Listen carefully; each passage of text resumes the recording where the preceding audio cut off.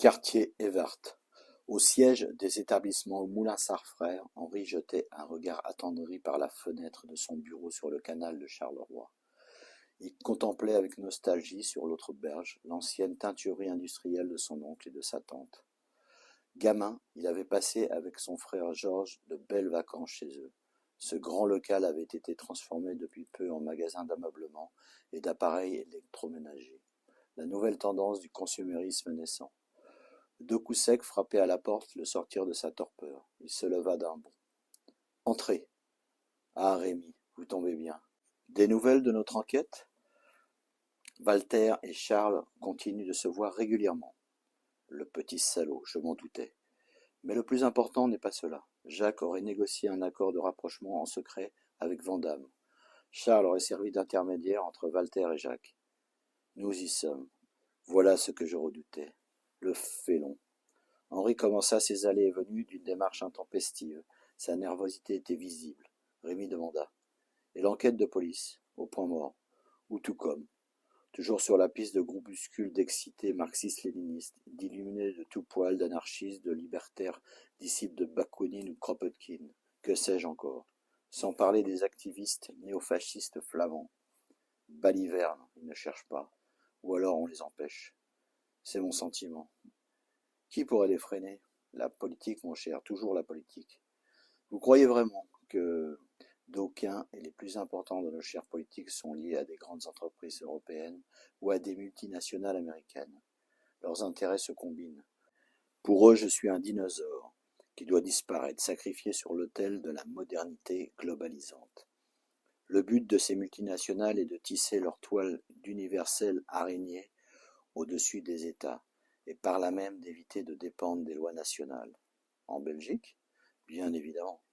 C'est même la proie idéale. Croyez-vous seulement que notre pays soit vraiment une nation? Non.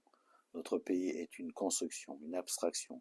Sans même remonter à l'avant Napoléon, notre très jeune monarchie constitutionnelle et parlementaire, au regard de l'histoire, n'est bâtie que pour cimenter les failles, les séparations culturelles et linguistiques. Nous sommes le pays des annexés, néerlandophone, francophone, germanophone, un pays de frontaliers qui ne s'expriment pas dans la même langue et qui ne s'aiment pas, un pays de peuples fédérés, sans même parler de Bruxellaires, ni de ma grand-mère maternelle originaire du canton d'Eupen qui ne parlait qu'en allemand. Et là, cette année, on prétend diriger la nouvelle construction européenne. Quelle foutaise! Mais ne vous y trompez pas, Rémi, comme vous le savez parfaitement, je suis tendrement attaché à ma fragile patrie. J'aime ma Belgique, même si c'est une terre partitionnée, divisée. Je ne veux pas qu'en plus elle soit phagocytée économiquement, en bon vassal de l'ogre américain qui construit son Europe d'après-guerre sous main et à ses propres fins. Rappelez-vous que l'opération qui avait pour but de libérer l'Europe s'intitulait Overlord, ce qui signifie suzerain. Tout était dit. Ensuite viendra le plan Marshall, etc., etc. Bollwinkel était vraiment l'homme de confiance parfait. Tout dans son physique banal jusqu'à son habillement sobre respirait l'honnêteté. 30 années d'état de service aux côtés des Moulinsart, une moralité à toute épreuve. Henri sentait bien maintenant qu'il ne pouvait compter que sur lui. Sa famille le trahissait, et sa confiance en les siens s'estompait. La terre de ses ancêtres semblait se dérober chaque jour un peu plus sous ses pieds. Les hommes comme lui et Rémi formaient les derniers remparts, les dernières digues, avant la submersion du plat pays par les eaux boueuses du capitalisme financier, déversé par le nouvel empire américain. Dites-moi, Henri, vous recevez encore des menaces? Non, elles ont cessé depuis environ un mois. C'est étrange, vous ne trouvez pas? J'avoue ne pas me l'expliquer. À ce propos, je voulais vous demander un service personnel, mon cher Rémi. Je voudrais que vous suiviez Edmonde quand elle sort. Elle déprime fortement depuis un moment. Elle m'inquiète vraiment. Et pour vous dire la vérité, je ne sais pas ce qu'elle me cache. Elle a toujours refusé d'être protégée. Soyez donc très discret. C'est une mission très délicate que vous me demandez là.